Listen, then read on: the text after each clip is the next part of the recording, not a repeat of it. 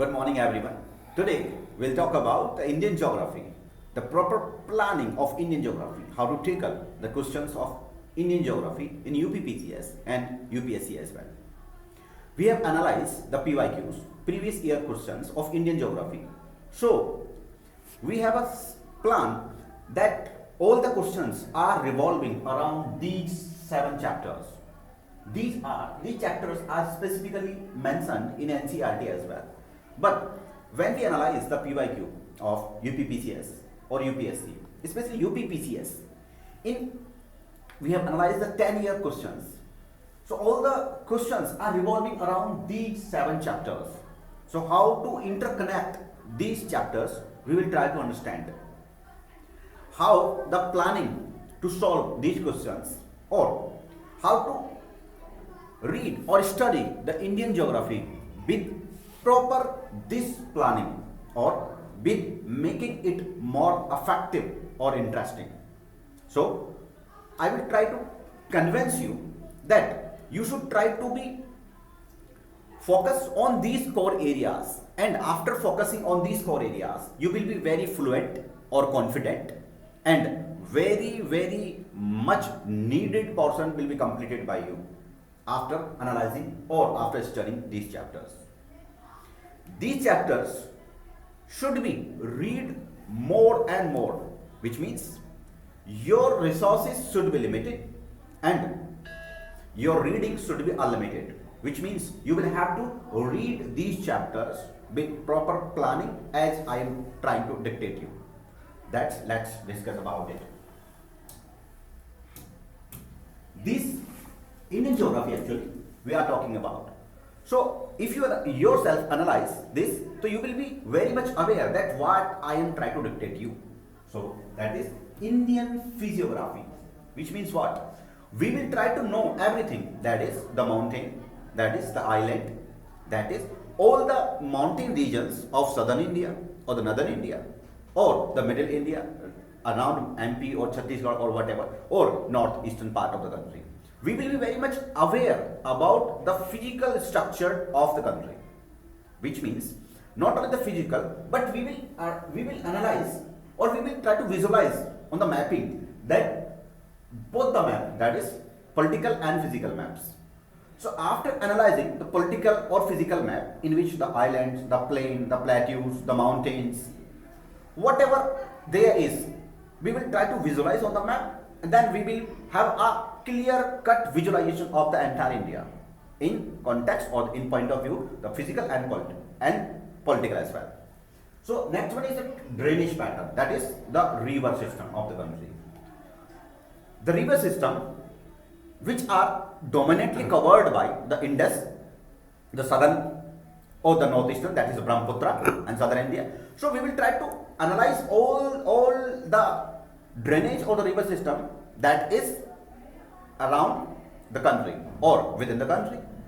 So once we will be very much familiar about the drainage pattern or the river flowing on the surface of the country, that is on India, we will be very much aware that where is scarcity of the water or where is the availability of the proper water. That will affect in the later chapters, we will gradually understand, which means we know very well that in Rajasthan there is a scarcity of water, and we know very well in Bihar or in West Bengal or eastern UP there is a availability of the water that is in the form of the river. So that means what? That means it's clear that we have a fertile land and we are very rich in agriculture in these regions. So we will be very much familiar about that. After analyzing the drainage pattern, we will be the climate or the monsoon. We'll try to discuss it, which means we have known very well that where is the availability of the water through the rivers, and another one the climate or the monsoon. Monsoon will be clarifying that where is the availability of the monsoon, which means it will through the trade winds, it will hit here the Western Ghat, and then it will be contracted. Here is with the Himalayan regions, and there will be this, which means what? The monsoon will cover gradually within the 45 days of its initial, that is the 1st June, hit on Kerala. So then it will be cover the entire India. but we'll have to understand the path of this, which means we have an area here in Meghalaya, that is Mosaram Cherrapunji. We have a one largest rainfall here, and we have an area Rajasthan is less than 25 centimeter, which means here 1200 centimeter, or here less than 25 centimeter. India is the same, but because of the weather pattern or the monsoon pattern or the availability of the water, there is a huge difference between the availability of the water. So if we analyze or if we will understand the climate or the monsoon of the country through the trade winds or various factors, we will try to discuss it about it, so that we will be aware that what type of soils are there, which means what?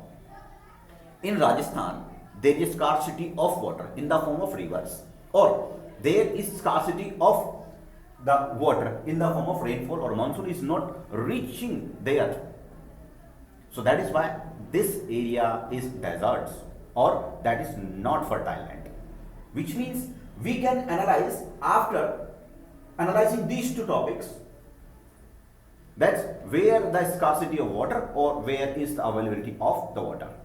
So we will analyze that where is the availability of the rich or fertile soil is available, which means what? Ganga, Yamuna and these regions has what? The water availability in the form of rivers, and also this is the very rich region in terms of the rainfall received by monsoon, which means what? Their fertile land will be more responsible, that here the agriculture output will be maximum. So that is why we will connect these things. And another, once we will aware about the soil, which means in western part there will be some desert soil, in southern part there will be some black soil, or here is the very fertile alluvial soil, or here is the laterite soil in the western part, or here is the red soil near Chhattisgarh or whatever there.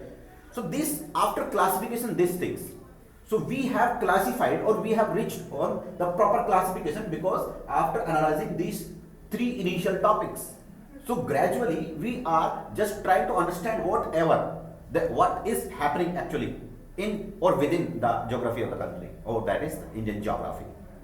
Another thing, that is agriculture. Once we are very much familiar that what kind of soil there, so then we will be very much aware about the agriculture, which means what? In Rajasthan there will be no sugarcane actually. In here, that is western or eastern UP, Bihar, West Bengal, there is a fertile land, and fertile land, since it has the very rich fertile land, so there is a chance for many food crops like wheat, rice, or they may be agriculture in sugarcane actually. So after analyzing the soil structure, there is a laterite soil here. So there is no chance, or there is a very few chance for suiting the all the type of crops in India. So that is the classification of the agriculture, or what type of the agriculture depend on soils, climate, monsoon, drainage pattern, physiography as well. Physiography in terms of what? If there will be a mountainous region like here, South India, so there will be a few chance for wheat crop actually. So we will very much conceptually clear after analyzing this in a chronological way. So another thing, if we very much aware that what kind of agriculture there in India, so we are aware or we are very much confident in these chapters after analyzing these four core areas. So we have reached to agriculture. Another one, natural vegetation. Natural vegetation is also depend on it actually.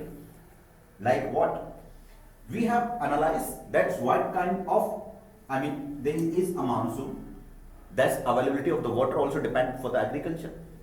Here in Rajasthan, there will be a different agriculture, different vegetation. Then here we will compare from Madhya Pradesh, Chhattisgarh, or northern part of the country, or northeastern part of the country. So there will be a huge difference.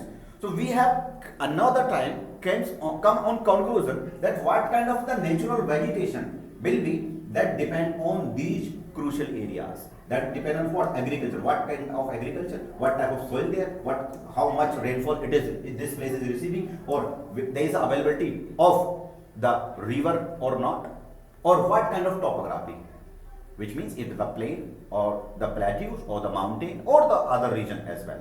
So we will be very much clear about the things, which means that if we have a continuity in understanding these topics, so these topics make connection, and that will be help you in understanding the Indian geography properly or conceptually clarity.